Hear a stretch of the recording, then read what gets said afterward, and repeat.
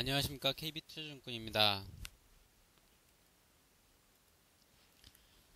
KB투자증권 FX 스타클럽이란 월 거래량 50계약 이상인 개인 고객에게 계약당 1000에서 2500 OK 캐시백 포인트를 지급하는 서비스를 말합니다. 당사 FX 맞은 거래 고객에 한하며 해당 월 거래량을 기준으로 포인트를 차등 지급합니다. 적립된 OK 캐시백 포인트의 가용 포인트가 5000점 이상이 되면 전국 OK 캐시백 가맹점에서 현금처럼 이용이 가능하며 포인트가 5만점 이상일 경우 현금 교환도 가능합니다. FX 스타클럽 수수료 및 제세 공과금은 고객 부담입니다. CME 그룹 이마이크로 통화선물은 표준계약 규모의 10분의 1에 불과한 증거금만으로 FX 선물에 투자할 수 있는 상품입니다. 초소형 통화선물 상품으로 10계약 또는 5계약씩 묶어 시장 상황에 맞게 복합 계약 거래도 가능하며 큰 계약을 유지하던 투자자의 경우 소형 계약으로 포지션을 나눌 수 있어 매우 편리합니다.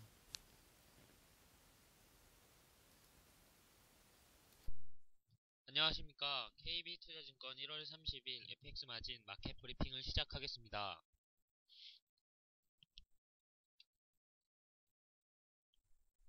먼저 유럽 소식입니다. 최근 유럽발 채무 불이행과 미국의 지표 악화의 시작 등의 이유로 미국과 유럽 지수 및 유로화 가격이 하락하고 있습니다. 금일 이러한 하락의 주 원인이 되고 있는 그리스 문제에 대해 자세히 다루도록 하겠습니다. 독일은 그리스에 금융 지원을 하는 대신 재정 주권을 내놓으라는 최후 통첩을 진행했습니다. 독일이 그리스의 2차 구제금융 1,300억 유로에 협력하는 조건으로 재정 주권을 유로존에 넘기라며 그리스를 강하게 압박하고 있습니다. 독일은 이와 같은 내용이 담긴 제안서를 유로존 재무장관 회의 실무그룹에 전달하였습니다. 이 제안서에 따르면 앞으로 그리스 정부가 유럽연합과 IMF가 정한 목표와 일치하지 않는 예산 관련 결정을 할 경우 유로존의 예산위원이 이를 거부하는 권한을 갖게 됩니다. 실질적으로 예산 및 세금과 관련되는 재정 주권을 뺏게 되는 것입니다. 예산위원은 유로존 재무장관들이 임명하며 그리스 정부의 모든 주요 지출 영역들을 감독하는 책임을 지게 됩니다. 제안서는 재정 건전성 강화는 엄격한 운영 및 통제 시스템 아래 놓여야 한다면서 지금까지 보여준 실망스러운 이행을 고려하면 그리스는 특정 기간 재정 주권을 유럽 차원으로 넘기는 것을 수용해야 한다고 밝혔습니다. 이밖에 이 제안서는 그리스 정부가 앞으로 새로운 국가 수입이 생길 때마다 우선적으로 채무 상환에 가장 먼저 다른 무엇보다 중요하게 써야 한다고 명시했습니다. 만약 이러한 독일 제안이 채택된다면 유럽연합 회원국에 대한 제재로는 가장 강력한 것으로 디폴트를 막는 장치가 될 것이라고 전했습니다. 다만 그리스가 이 같은 최후 통첩에 강력 반발하고 있어 실현될 수 있을지는 미지수인 것으로 보입니다. 이에 앞서 유럽연합과 IMF는 최근 공동으로 그리스 정부에 대해 10페이지짜리 보고서를 제출하였습니다. 이 보고서에 따르면 그리스는 향후 3년 안에 15만 개 정부 관련 직업을 없애는 등 강력한 긴축 정책을 실행해야 합니다.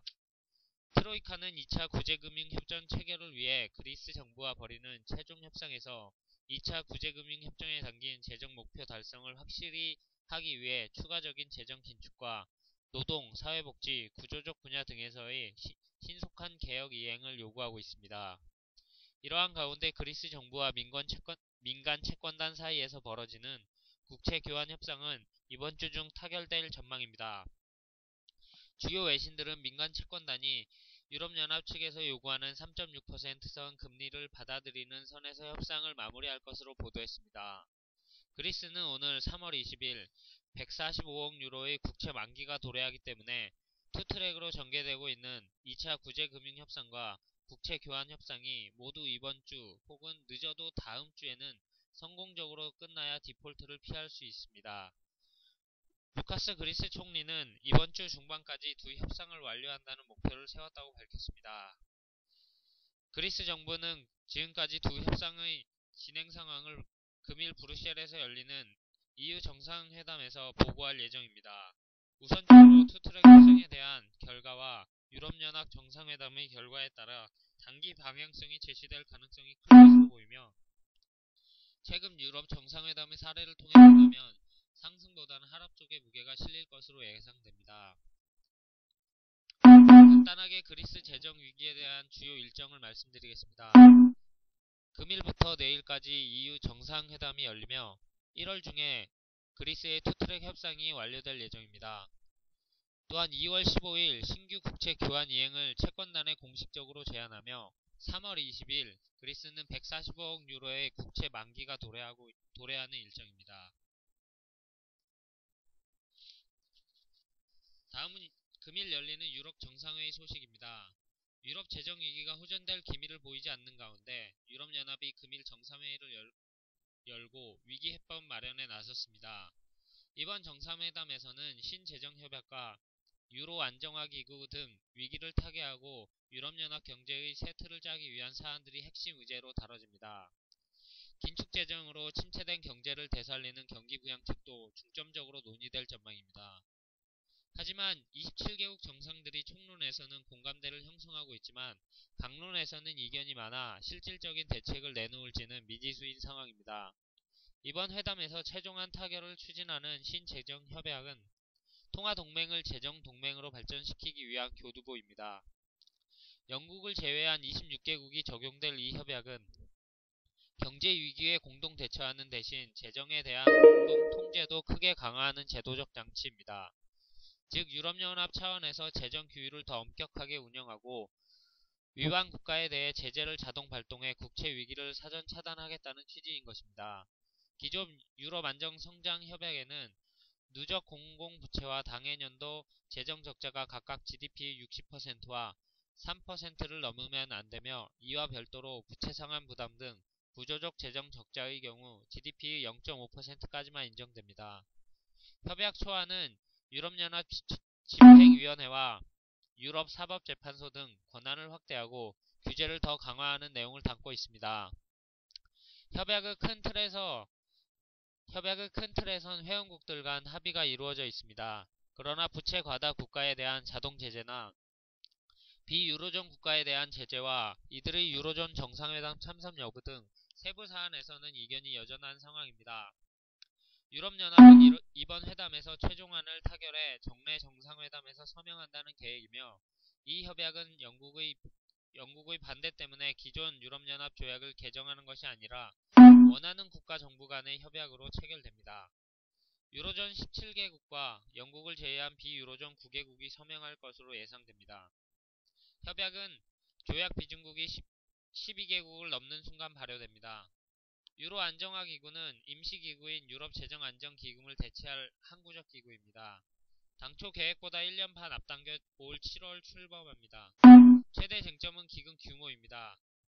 ESM의 재원은 당초 5천억 유로로 정해졌지만 이탈리아와 스페인 등지로 재정 위기가 전이되면서 유럽연합 집행위 등은 ESM의 재원을 더 늘려야 한다고 주장해 왔습니다.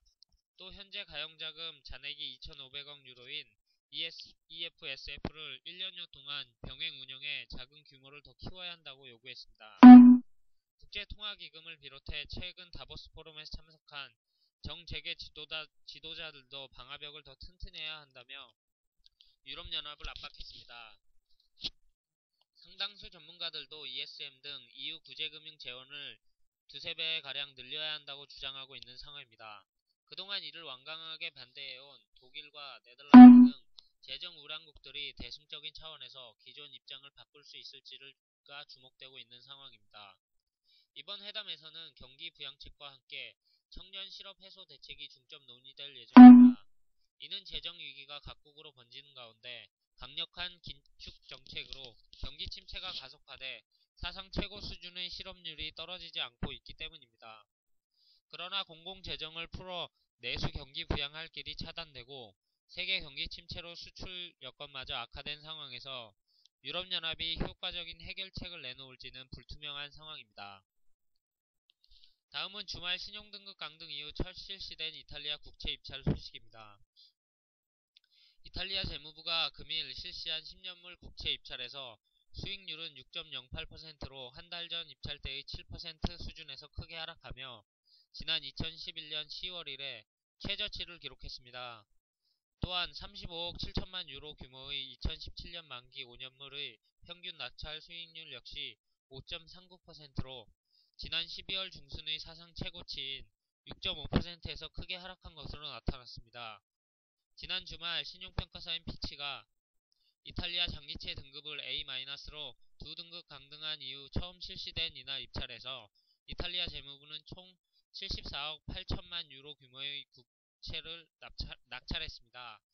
당초 이탈리아 정부는 80억 유로를 목표하였지만 목표 물량에는 미달한 상황입니다. 이 같은 결과에 이탈리아 10년물 국채 수익률은 입찰 전의 6.18%에서 6.2%로 소폭 상승하는 데 그쳤으며 독일 분태채 가격 역시 큰 변화를 보이지 않았습니다. 다음은 미국 관련 소식입니다. 미국의 5대 은행이 유로존 재정 불량 국가인 그리스와 아일랜드, 이탈리아, 포르투갈, 스페인 등 이른바 피그스에 대한 익스포저를 줄인 것으로 드러났습니다. 유럽 재정 위기가 악화되면서 골드만삭스와 JP모건, 모건스탠리, 시티그룹, 뱅크 오브 아메리카 등 미국 대형 은행들이 피그스 익스포저를 기존의 800억 달러에서 500억 달러로 줄였다고 밝혔습니다. 또 피그스 국가들의 디폴트 우려가 커지면서 은행들은 리스크를 해지하기 위해 신용 부도 수합을 매입하는 것으로 나타났습니다. 이 중 시티그룹이 피그스 국가들에 대한 신용 부도 수합을 47%로 가장 많이 사들였고 BOA가 12%로 가장 작게 매수했습니다. 시티그룹은 지난해 말 피그스에 대한 익스포저가 202억 달러라고 밝혔습니다. 이 국가들에 대한 CDS가 96억 달러 정도로 밝혔으며 국가들에 대한 은행의 담보물은 약 42억 달러입니다. 작년 말 기준 시티그룹의 총 익스포저는 피그스 국가들에 대한 대출액 74억 달러를 포함 289억 달러였습니다.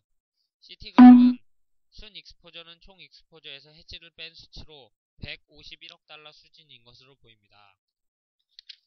다음은 일본 소식입니다.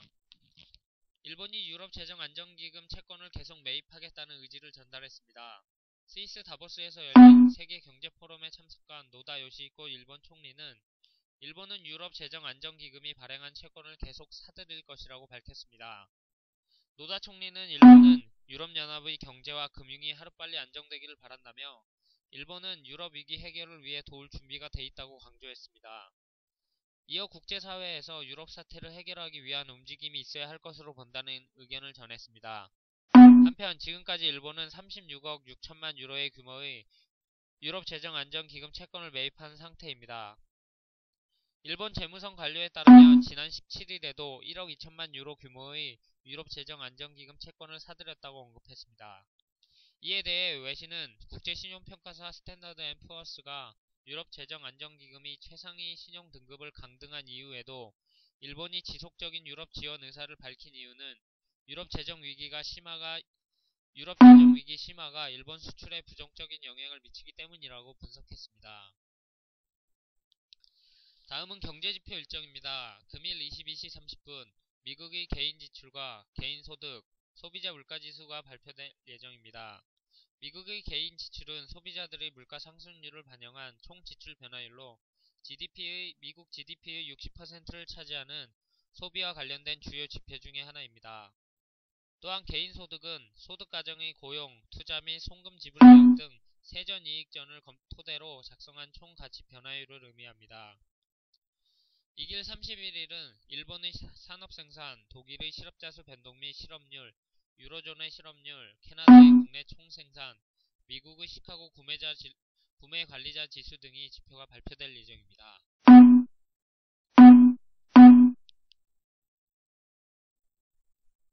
이상으로 KB투자증권 FX 마진 마켓 브리핑을 마치겠습니다. 감사합니다.